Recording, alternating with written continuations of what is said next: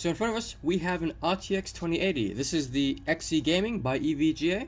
So unlike my regular videos, this video is not supposed to be particularly informative or educational. Rather, the purpose of this video is to advertise that I can fix RTX 20 series cards, given that basically nobody ever emails me asking me to fix their RTX 20 series card. So anyways, this card was sent to me by a customer. And actually, let's go over his notes. So let me just put the light away a bit. Now, the customer has actually written typed up a small note for us. So he gives us a basic card history. So the previous owner, the original owner I should say, put a water block on this card, and apparently one day it just stopped working. So he has cleaned it thoroughly with alcohol and other electronic spray cleaners, and he's also done some basic diagnostics. So he says that the card does not power up whatsoever, and well, that's really about as far as we can tell, given the notes. So we have not too much diagnostic work, so all we know is that the card does not power up whatsoever. My impression of this is that it means that there is no fan spin and no LEDs. So generally speaking, if you have, let's say, no fan spin, or I should say that the fans don't even twitch, that usually suggests that the 1.8 volt power rail isn't turning on whatsoever. So that's my suspicion here. So likely we have a problem with 1.8 volts or something before. Generally speaking, it's usually something before, because 1.8 volts is quite reliable. But anyways, without further ado, like all the broken cards that we get, we want to first start by checking for short on the base voltage rails. So I have my multimeter in continuity mode. If I probe something connected to ground, like ground itself, my multimeter beeps. So to check 12 volts at the PCI Express slot, we can just check any one of these first 3 pins, and we're good. To check 3.3 volts, we start at this notch here and we go 4 pins left, and we're good. So we're not short at the PCI Express slot.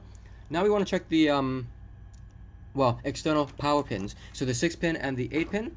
So to check this, we want to be checking what we'll do is we just check these 3 inductors here. So this one's good.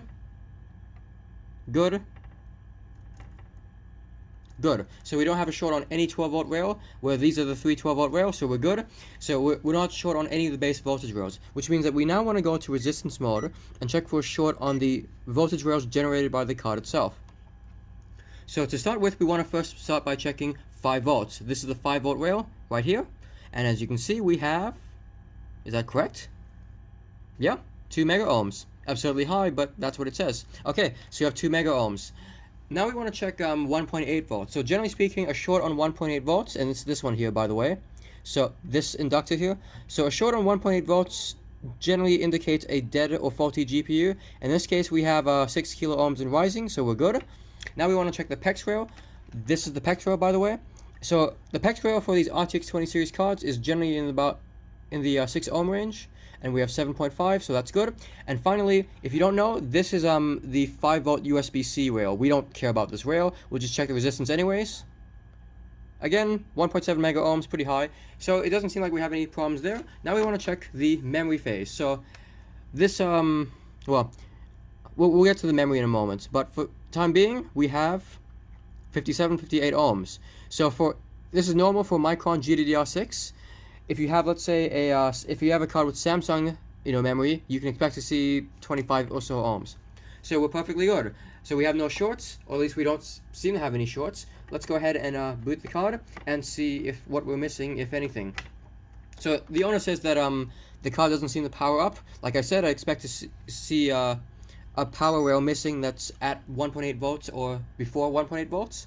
If you don't know, the sequencing for NVIDIA cards in general is first 5 volt. Okay, assuming you have the base voltage rails, 12 volts and 3.3, 5 volts turns on first, then 1.8 volts, then the GPU V-core. Once the V-core turns on, it stops shorting the enable signal for the PEX, so the PEX turns on, and once the GPU V-core turns on, it then sends a signal to short the signal shorting enable for the memory.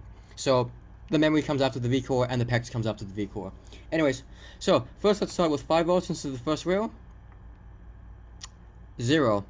So because we don't have 5 volts, we won't have 1.8, which means that we won't have the V-core, which means that we won't have memory, and because we don't have V-core again, we also won't have the PEX. So our problem is very obviously the 5 volt rail. So the 5 volt rail, for a arbitrary buck converter, you want to be checking a few certain pins. So you want to be checking VCC, voltage in, enable, Some buck converters have a pin called AIN. Some buck converters, they don't use VCC. They do. You have a VCC pin, but they call it V control or VDD. You also want to be checking the bootstrap. That's another important one. So anyways, we're going to start by checking voltage in. If you don't know, voltage in can be found on a 0 ohm resistor right here, over here. So we're going to check the 0 ohm resistor. 0. But on the other end of the 0 ohm resistor, I have to be careful. 12.2 volts, 12.3. Okay, so we're missing voltage in. We have a blown 0 ohm resistor. So sometimes what you see is that on these cards that are, let's say, that have blown 0 ohm resistors, it's just because the resistor has gone bad. But sometimes what happens is that when, let's say, a component shorts, it pulls so much current that it kills a resistor. So we have our multimeter in continuity mode. Let's check for a short before the 0 ohm resistor to begin with. Again, nothing since 12 volts is not short, but after the 0 ohm resistor, we have a short. Okay, so the problem is that we have a short on our voltage in. So at this point, because the voltage in passes through a 0 ohm resistor on its way to the 5 volt buck converter, there's not a lot of suspects. Likely we have a problem with the actual buck converter itself, or maybe just the capacitor. If you don't know, the buck converter, it has the marking BFRJ. I want to note that, as far as I can tell, I actually don't know what this is, and I can't find it, and I also can't, by extension, find a datasheet for it. But historically, I've always used the datasheet for an MP 8859, I think. Whatever it is, I'll link in the description. So I know it's very similar, but I don't think it's exactly the same. But anyways, we have to find out what's short, and of course, we'll switch over to a microscope for that. Okay, so we're zoomed in on the 5 volt buck converter, more or less. So what anyways, so the thing about short components, if you don't know, is that they take up a disproportionately large amount of current. I have this probe you see in front of you hooked up to my power supply, and it's set to 1 volt. So what we're going to do is we're going to use alcohol, isopropyl alcohol in particular, because it has a very, very low boiling point. And what we're going to do is we're going to cover the board in alcohol. Now, because short components take up a disproportionately large amount of current, what happens is that when they have power injected, if you will, to them current, when they're fed current, I'm not a fan of the word injection, but when they're fed currents, they heat up and they often burn the alcohol. So let's go ahead and see if anything heats up. So as you can see, some alcohol burned away. In fact, let's go ahead and just pour more alcohol so it's dead obvious.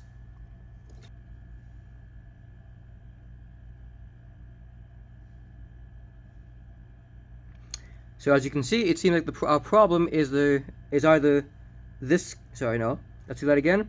So like I said, our problem is likely either this capacitor here or this one. I'm going to go ahead and remove them both, and we'll see which one is the source of our short.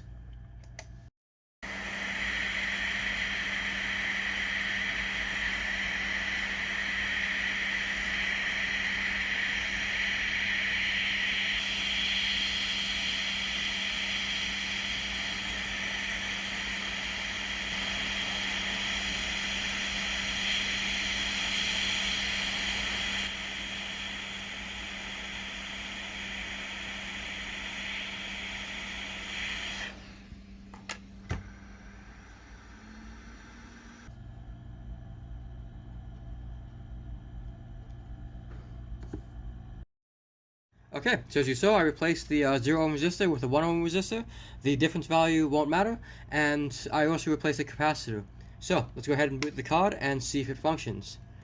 So let's see, probe on PEX.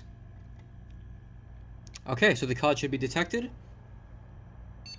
There we go. We heard the beep. I'm going to turn it off before. I'm not going to show the battery splash screen because this thing runs very, very warm. But let's go ahead and put the cooler back together and let's see if the card runs. Okay, so as you can see, the card's running game. It's been running game for about an hour. If we go over GPU-Z, we can see power consumption is at about 100% of TDP. The clocks look good, 1860 for the core, 1750 for the memory. If we go over, oh, hold on, let me just get this thing in focus. There we go. Okay, and again, PCIe X16 2.0. So yes, I'm going to go ahead and say the card is repaired. oddly enough, you know, our only problem was that one short capacitor, which brought the entire card down and stopped it from functioning. And well, taking the capacitor off and replacing that 0 ohm resistor was enough to get the card running. So I understand that this video is not terribly informative. I apologize if you feel like you have your time wasted, but I do need to advertise that I can fix RTX 20 series cards, so people will try to send them to me for repair. And this is the first RTX 20 series card I've ever had sent to me for repair, so this is gonna have to do. So anyways, hopefully I'll see you in the next video.